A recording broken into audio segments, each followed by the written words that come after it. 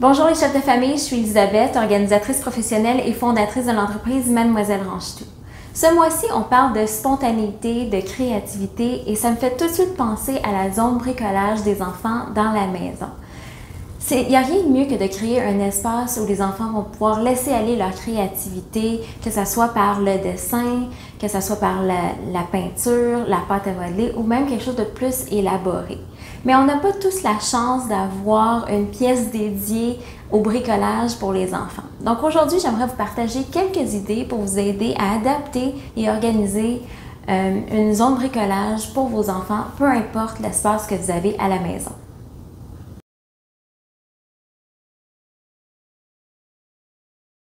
Premièrement, le chariot. J'adore cette option parce que vous ayez un petit espace ou non, le chariot peut contenir beaucoup d'articles de bricolage. Des crayons, des feutres, des différents papiers. Et d'ailleurs, c'est ce qu'on a à la maison pour nous puisqu'on n'a pas une pièce dédiée au bricolage et ça fonctionne super bien pour notre famille. Ce que j'aime le plus de ce genre d'article-là, c'est que les enfants peuvent le promener, le traîner dans la pièce qu'ils veulent. Donc, ils peuvent aller dans la cuisine, travailler, faire leur petit bricolage à la table de cuisine, le ramener à la fin de leur activité et tout est rangé au même endroit. Vous pouvez l'optimiser, il y a 3 étages, donc vous pouvez l'optimiser avec des ranges-revues pour ranger tous les types de cahiers d'activités, puis aussi des pots pour les différents crayons. La deuxième idée de rangement, c'est le panneau perforé. Les panneaux perforés, j'adore parce qu'ils sont modulables, vous pouvez vraiment l'adapter à vos besoins et à ceux de vos enfants. Utilisez l'espace disponible au mur en installant un panneau perforé pour y accrocher des pots maçons par exemple, des paniers ou même des boîtes magnétiques pour y contenir tous les accessoires dont les enfants ont besoin pour laisser aller leur créativité. N'oubliez pas d'installer ce panneau perforé à la hauteur de vos enfants parce qu'on veut toujours favoriser leur autonomie, on veut qu'ils se débrouillent à prendre leurs affaires et surtout à les replacer après qu'ils ont terminé. Une autre option pour bien disposer de tous les articles de bricolage des enfants, c'est d'utiliser un plateau tournant. J'aime bien le plateau tournant parce qu'il vient de en différents matériaux, donc en bois, en acrylique, en métal, en plastique, donc ça peut aller avec n'importe quel décor que vous avez à la maison. Ça vient dans des grandeurs différentes, dépendamment de l'espace que vous avez. Et il y en a qui viennent à 2 étages ou même 3 étages selon vos besoins. Donc, c'est une façon vraiment amusante de disposer des crayons, des ciseaux des enfants, de la colle sur un plateau tournant. Et comme ça tourne, bien, les enfants peuvent vraiment se servir eux-mêmes, tourner le plateau à l'article qu'ils ont besoin et le replacer par la suite. Donc, j'adore vraiment cette option également. Je vous en ai parlé tantôt avec l'option du chariot, mais si ce n'est pas une option que vous aimez et vous avez déjà un meuble dans votre zone bricolage, je vous conseille fortement d'inclure des ranges-revues un peu comme celui-ci pour y disposer des différents types de cahiers d'activités que les enfants vont avoir. Donc, pour y avoir un pour les cahiers à colorier, l'autre pour les cahiers autocollants, un autre pour les cahiers d'activités, un autre pour les différents papiers. Donc, c'est vraiment pratique pour les enfants de voir un peu ce qu'ils ont à leur disposition, de les prendre et de pouvoir les remettre et tout reste en ordre au lieu de que les cahiers vont tous se mélanger et tomber un sur l'autre.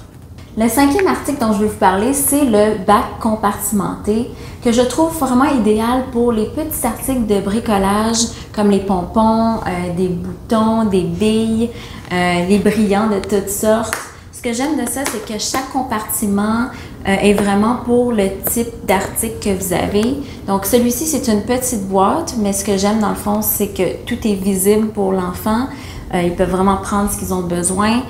Tout est séparé, mais tout à fait accessible pour les enfants. Évidemment, il y a différentes grandeurs de boîtes, donc dépendamment de vos besoins et du nombre d'articles que vous avez différents choix également.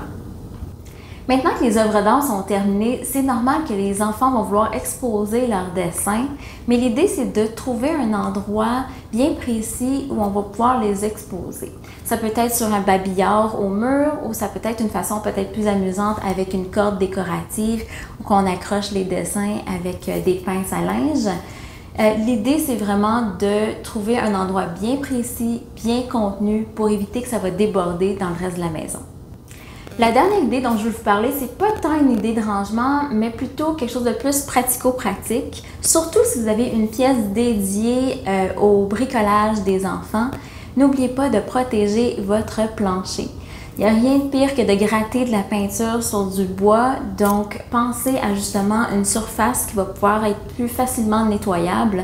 Il y a les mousses en carré qu'on peut bien étaler pour remplir vraiment la superficie totale du plancher.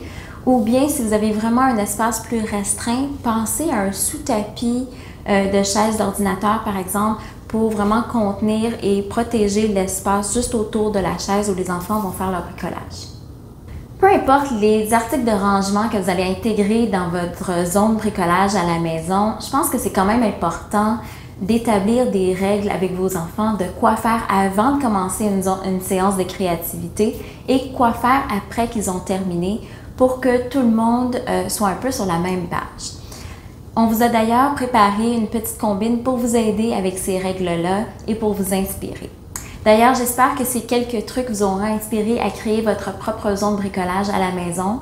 Je vous invite à venir partager vos photos de votre zone de bricolage nouvellement aménagée ou encore de nous parler de vos articles de rangement préférés que vous utilisez chez vous.